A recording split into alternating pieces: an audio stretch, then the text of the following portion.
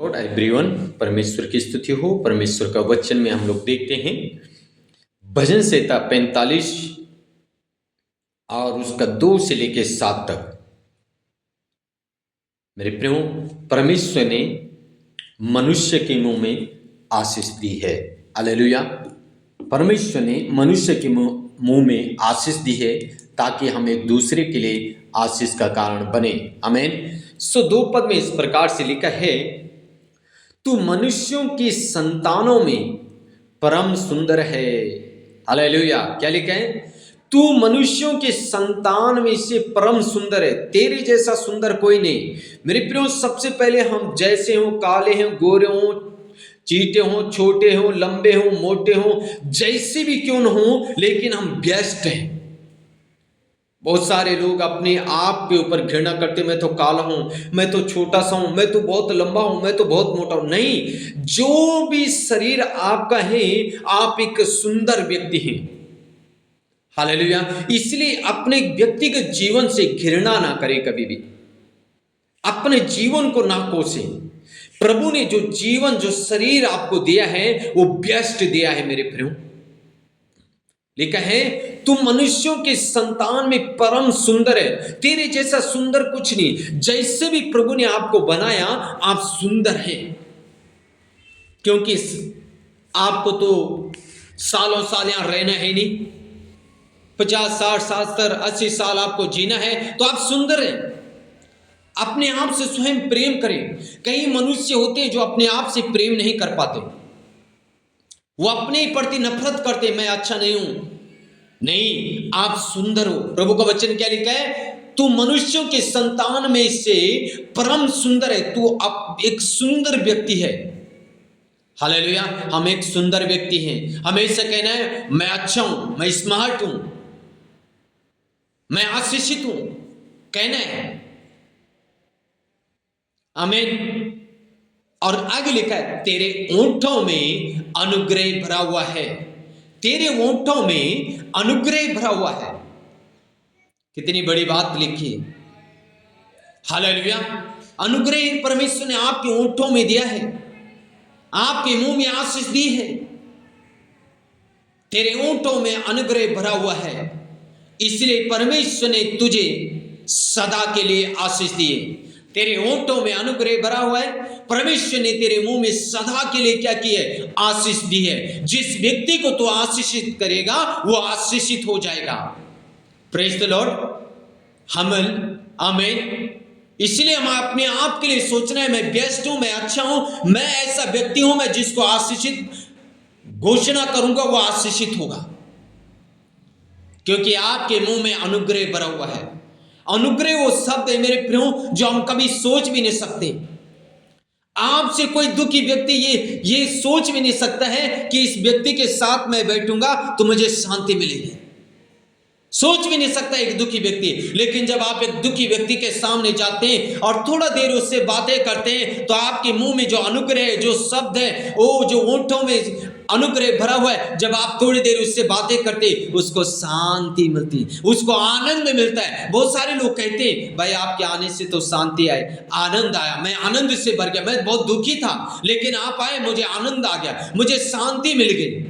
इसका मतलब क्या है? आपके मुंह में आशीष है, आपके मुंह में जो अनुग्रह है, उसको हमें समझना पड़ेगा। पर क्या होता है, मनुष्य जब खुद के जीवन के लिए कड़वाहट में बैठा है, खुद का जीवन के लिए करे, मैं अच्छा नहीं हूं, मैं मोटा हूं, मैं काला हूं, लोग मुझे देख के ये बोलते हुए, लोगों को बोलने दो आप बेस्ट हैं। हालेलुया। और आप दूसरों के लिए आशीष का कारण है। मेरे प्रियो, कितनी बड़ी बात लिखी है। परमेश्वर ने तेरे ओंठों में अनुग्रह भरा है और सदा के लिए तुझे आशीष दिए। सदा के लिए जिनको तू आशीष देगा, वो आशीषित होते रहेंगे। परमेश्वर ने अब्राहम से वाचा बांधी, मेरे प्रियो, उत्पत्ति 12 अध्याय में, जिन्हें तू आशीष देगा मैं उन्हें आशीष दूंगा। परमेश्वर ने हमें आशीष देने के लिए बुलाया है। कितनी बड़ी बात है। सोच सकते हैं हम कभी? परमेश्वर ने हमें आशीष देने के लिए बुलाया। इसलिए मेरे प्रियो, अपने आप को एक अच्छा व्यक्ति समझे, बेस्ट समझे, और कहीं मैं अपने परिवार में, अपने घराने में, अपने देश में मैं सुंदर हूं, मैं अच्छा हूं, मैं बेस्ट हूं। नफरत मत करिए अपने जीवन से, क्योंकि जैसे भी प्रभु ने आपको बनाया अच्छा बनाया। हालेलुया। कितनी बड़ी बात है जब आप दूसरों को आशीष देते, एक दुखी व्यक्ति के लिए प्रार्थना करते, या दुखी व्यक्ति के साथ आप बैठते और वो शांति पाता है, आनंद पाता है, तो क्या आपके मुंह में आशीष नहीं है? इससे बड़ी आशीष क्या होगी मेरे प्रियो? एक दुखी व्यक्ति को अगर आप तसल्ली दे रहे हो, कितनी बड़ी बात है। इसलिए अपने आप को व्यस्त समझे, उत्तम समझे अपने आप को। हालेलुया। 3 पद में लिखा है, हे वीर तो अपनी तलवार को जो तेरा वैभव और प्रताप है अपनी कटी पर बांध। अपनी कटी पर बांध। तेरी तलवार, तलवार क्या है मेरे प्रभु? ये हमारी जीव एक तलवार है। हालेलुया। ये जीव जो तलवार है, ये छोटी सी तो है लेकिन ये बहुत बड़ी बड़ी बातें करती है। याकूब कहता है ना, हमारी छोटी सी जीव क्या है, बड़ी बड़ी डिंगे मारती। ये तलवार जो है बड़ी बड़ी बातें करती। बहुत सारे लोग बड़ी बड़ी बातें करते, काम कुछ नहीं होता। पर यहां इसीलिए लिखा है मेरे प्रियो, हे वीर। किसके लिए कहते वीर? एक वीर किसको कहा जाता है मेरे प्रियो? एक वीर वो व्यक्ति है हजारों में से एक है, उसको वीर कहा जाता है। जो सबके ऊपर सबके ऊपर परदनताई करता है, सबके ऊपर राज करता है, वो वीर है। वो वीर के समान है, जो फुर्तीला है, सामर्थ्य है, उसको वीर कहते हैं। शक्तिशाली, उसको वीर कहते हैं। लिखा है, हे वीर तो अपनी तलवार को जो तेरा वैभव और प्रताप है अपनी कटी पर बांध। इसका मतलब अपनी तलवार को कटी पे बांध, क्योंकि वो तेरा क्या है? वैभव है, तेरा प्रताप है। इसका मतलब बांधने का मतलब क्या है? अपने शब्दों को उतना ही इस्तेमाल कर जितना सामने वाले को जरूरत है, ज्यादा नहीं। जितना सामने वाले को जरूरत है उतने ही अपने शब्दों को इस्तेमाल कर, उतने ही इस तलवार को चला ताकि सामने काम हो। हालेलुया। अपनी तलवार को बांध ले लिखा है। ये शब्द, ये मुंह की जो जीभ है, ये बहुत खतरनाक भी है और बहुत आशीषित भी है। इसलिए अपनी जीभ को खतरनाक ना बनाए लेकिन आशीषित बनाए, जिस जीभ से जो शब्द जब आप बोले सामने वाले के जीवन में काम हो। 4 पद में लिखा है, सत्यता, नम्रता और धर्म के निमित्त अपने ऐश्वर्य और प्रताप पर सफलता से सवार हो। तेरा देना हाथ तुझे भयानक काम सिखलाए। कितनी बड़ी बात लिखी। सबसे पहले नंबर बन जा, धर्म की खोज कर, सत्य पे चल। हालेलुया। और तेरा देना हाथ तुझे भयानक काम सिखाए। कितनी बड़ी बात है। हमारा देना हाथ में बहुत बड़ी पावर है, देना हाथ में बड़ी आशीषें हैं। हालेलुया।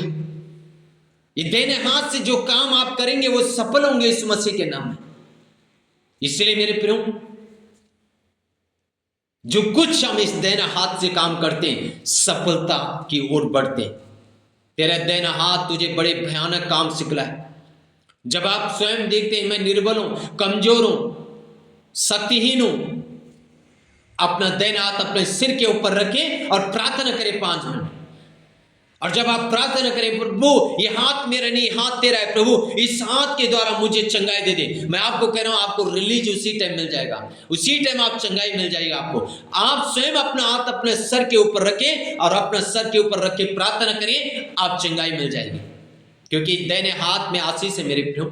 जहां कहीं आप इस देन हाथ को डालेंगे वहां बरकतें होगी, वहां आशीषित होगी। प्रभु ने कहा है। हालेलुया। 5 पद में लिखा है, तेरी तीर तो तेज है। हालेलुया। तेरी तीर तो तेज है, तेरे सामने देश देश के लोग घिरेंगे, राजा के शत्रुओं के हृदय उनसे छिदेंगे। आमीन। तेरी तीर, जो हम तीर मुंह के शब्द हैं, इस तीर को बड़ा ध्यान से चलाए मेरे प्रियो, ताकि सामने वाले के हृदय छिदे। जैसे मैंने कहा, तुम्हारे मुंह में, तुम्हारे ओंठों में अनुग्रह भरा हुआ है।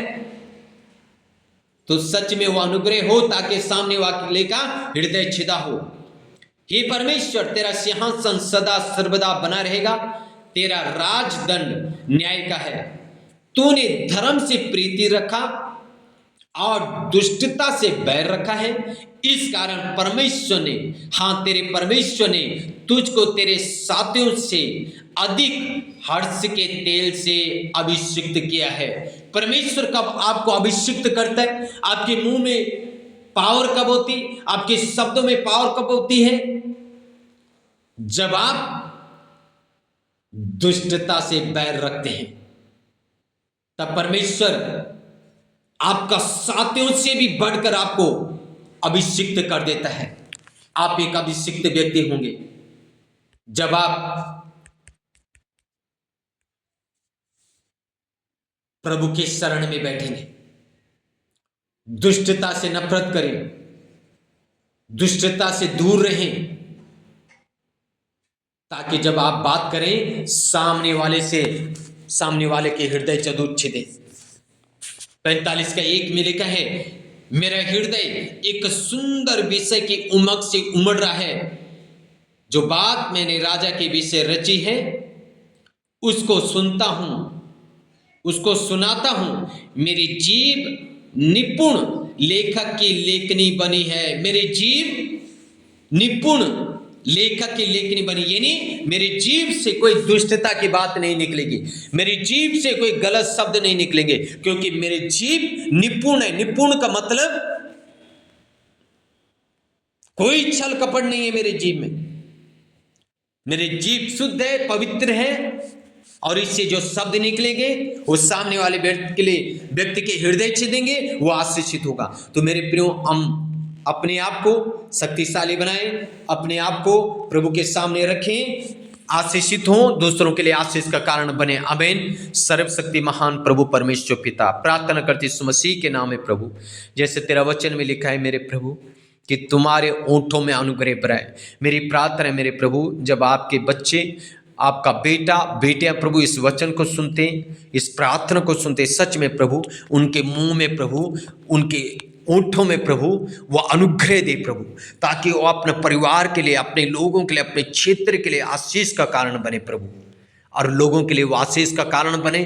जब प्रभु लोगों के लिए वो बात करें, प्रार्थना करें, उनके हृदय छिदे और उनके जीवन में काम हो और आपको महिमा मिले प्रभु। जो वाचा आपने अब्राहम से बांधी, जिन्हें तो आशीष दे वो आशीषित हो प्रभु, ऐसा अपना बेटा बेटियों को बना ले, ताकि महिमा आपको मिले, नाम आपको ऊंचा हो। यीशु मसीह के नाम से मांगते हैं, आमीन। सो के गॉड ब्लेस यू।